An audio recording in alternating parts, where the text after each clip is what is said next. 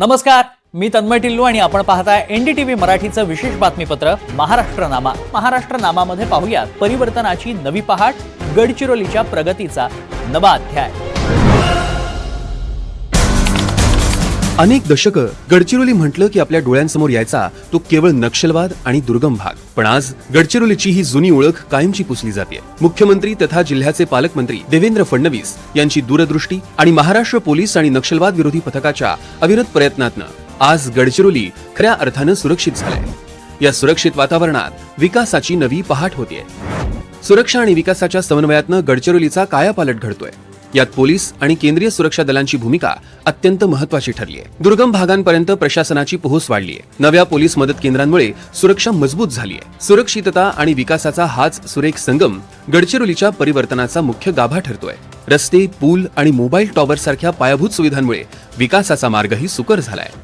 Police दादा LoRa खिडकी सारख्या उपक्रमांमुळे पोलीस दल केवळ कायदा आणि सुव्यवस्थेपुरतं मर्यादित न राहता अतिदुर्गम भागातील आदिवासी बांधवांसाठी विश्वासाचा मोठा आधार बनलाय. भीतीची जागा आता आत्मविश्वासानं घेतलेली आहे. गडचिरोली आता महाराष्ट्राचं नवं ग्रोथ हब म्हणून वेगानं पुढे येत आहे. इथल्या खनिज संपत्तीला उद्योगाची जोड मिळाली आहे. थोडक्यात सांगायचं तर गडचिरोली आज महाराष्ट्राच्या विकासाचा नवा केंद्रबिंदू बनलाय. नेहमी गडचिरोलीचा उल्लेख हा महाराष्ट्राचा शेवटचा जिल्हा म्हणून करतात. आम्हाला गडचिरोली महाराष्ट्राचा पहिला जिल्हा म्हणून त्याचा उल्लेख करायचा आहे. या मोठ्या परिवर्तनाच्या केंद्रस्थानी आहे एक अभूतपूर्व औद्योगिक क्रांती. तब्बल 3 लाख कोटी रुपयांच्या संभाव्य गुंतवणुकीसह गडचिरोली आता देशातील आघाडीचं स्टील हब बनण्याच्या दिशेनं वाटचाल करत आहे. We will produce steel in Gadchiroli at a cost which is lower than China. Lloyds metals आणि JSW स्टील सारख्या बड्या कंपन्यांचे प्रकल्प यामुळे इथे एका नव्या औद्योगिक पर्वाची पायाभरणी होते. यातनं स्थानिक तरुणांसाठी रोजगाराच्या हजारो नवीन संधी निर्माण होत आहेत. केवळ मोबाईल नेटवर्कच नाही तर आता प्रशासनही थेट लोकांच्या दारापर्यंत पोहोचतंय. विकासाची ही गंगा गडचिरोलीच्या शेवटच्या माणसापर्यंत पोहोचते. जिल्ह्यात रेल्वेचं जाळं विस्तारत असून एका नवीन ग्रीनफील्ड विमानतळाचंही नियोजन सुरू आहे. सोबतच 500 किलोमीटरहून अधिक लांबीचा एक्सप्रेसवे गडचिरोलीला राज्याच्या मुख्य आर्थिक कॉरिडॉरशी जोडणार आहे. जलयुक्त शिवार 2.0 आणि पंतप्रधान कृषी सिंचन योजनेच्या माध्यमातून शेतीला मुबलक पाणी मिळत असून जिल्हा खऱ्या अर्थानं पाणीदार झालाय. शिक्षण आणि आरोग्य क्षेत्रातही गडचिरोलीनं मोठी झेप घेतली आहे. गोंडवाना विद्यापीठ आणि ऑस्ट्रेलियाच्या कर्टिन विद्यापीठात झालेल्या भागीदारीमुळे इथल्या तरुणांना आता जागतिक दर्जाचं शिक्षण मिळत आहे.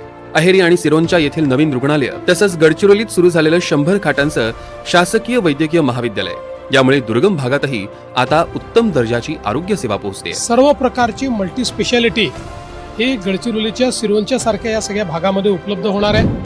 गडचिरोलीची घनदाट जंगलं आणि समृद्ध आदिवासी संस्कृती पर्यटकांना आकर्षित करते आणि त्यासोबतच रोजगाराच्या संधीही विकसित होत चालल्या आहेत. जल, जंगल आणि जमीन या आपल्या मूळ संस्कृतीचं जतन करत प्रगतीच्या समान संधी देणारा हा विकास आहे. विकास हा जल, जमीन आणि जंगल याचं संवर्धन करून आपल्याला करायचं आहे. एका दुर्गम जिल्ह्यापासून विकासाच्या नव्या संधीच्या केंद्रबिंदूपर्यंत गडचिरोली आज संधी, समावेश आणि प्रगतीचा नवा अध्याय लिहित आहे. हा केवळ बदल नाही, हा आहे एका नव्या गडचिरोलीचा उदय. कोल्हापूर जिल्ह्यातील आरोग्य, वाहतूक, पर्यटन आणि नागरी सुविधा बळकट करणाऱ्या अनेक महत्त्वपूर्ण विकास कामांचं भूमिपूजन, उद्घाटन आणि लोकार्पण मुख्यमंत्री देवेंद्र फडणवीस आणि उपमुख्यमंत्री सुनेत्रा अजित पवारांच्या प्रमुख उपस्थितीत पार पडलं. यामध्ये छत्रपती प्रमिलाराजे सर्वोपचार रुग्णालयाची CPR नूतनीकृत इमारत, इचलकरंजी पोलीस वसाहत, राजश्री छत्रपती शाहू महाराज समाधी स्मारक परिसरातील विकास कामांचा समावेश आहे. यासोबतच करवीर निवासिनी अंबाबाई मंदिर क्षेत्रातील बहुमजली parking, major Dhyanchand hockey stadium, Sangeet Surya Keshavrao Bhosale नाट्यगृहाचं पुनर्निर्माण आणि MRDP पूर नियंत्रण प्रकल्पाच्या प्रारंभानं कोल्हापूरच्या पायाभूत सुविधांना मोठं बळ मिळालंय. केंद्रीय गृह आणि सहकार मंत्री अमित शहा यांच्या हस्ते मुख्यमंत्री देवेंद्र फडणवीस आणि उपमुख्यमंत्री एकनाथ शिंदेंच्या प्रमुख उपस्थितीत सहकारी बँकिंग क्षेत्रातील विविध अत्याधुनिक डिजिटल सेवांचं उद्घाटन पार पडलं. या कार्यक्रमात सिक्युरिटी ऑपरेशन सेंटर बंडल्ड सेवांचा शुभारंभ करण्यात आला, ज्यामुळे शहरी सहकारी बँकांना सायबर हल्ले आणि ऑनलाईन फसवणुकीपासून सुरक्षित ठेवणं शक्य होणार आहे. या उपक्रमामुळे राज्यातील आणि देशातील सहकारी बँकिंग व्यवस्था अधिक सुरक्षित, आधुनिक आणि सक्षम होण्यास मदत होणार आहे.